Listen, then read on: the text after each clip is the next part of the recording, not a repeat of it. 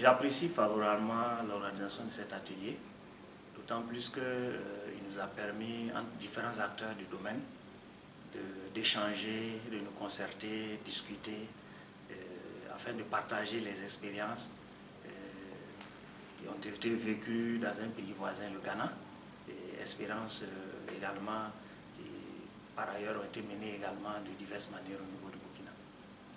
Ok.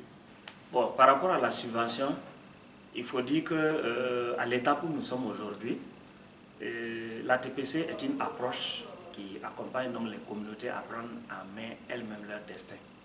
Donc à ce niveau, on active les mécanismes internes endogènes et la communauté elle-même, je pourrais dire un peu, l'intègre, l'adapte et puis développe donc les synergies pour pouvoir résoudre les différents problèmes liés à l'assainissement et à la santé.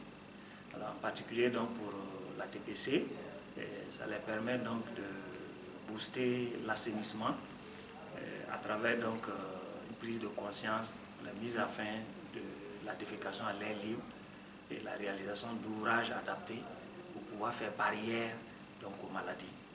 La TPC sans subvention au Burkina Faso est possible. Cela demande un accompagnement des communautés afin donc de les amener elles-mêmes à prendre en main leur destin, et les accompagner également dans les aspects de renforcement des capacités et puissent avoir donc des acteurs locaux capables de réaliser par eux-mêmes les ouvrages en utilisant les matériaux locaux. Et il faut dire que sans subvention, il y a quand même des limites dans certains cas spécifiques. Vous avez par exemple des personnes de troisième âge, des vieilles personnes plus de 60 ans fatiguées, les personnes handicapées ou les personnes à mobilité réduite qui ont besoin d'assistance. Vous avez également des zones difficiles, par exemple des sols instables, et les populations ont souvent besoin d'un accompagnement pour stabiliser les fosses. Vous avez des zones où les matériaux comme le bois, etc., ils ne le trouvent pas. Et quand ils le trouvent, vous avez des termites. Et on a besoin donc de les accompagner avec des techniques ou des matériaux complémentaires pour sécuriser les ouvrages. Vous avez également la question du genre de façon globale qui s'invite également dans ces questions d'ouvrage.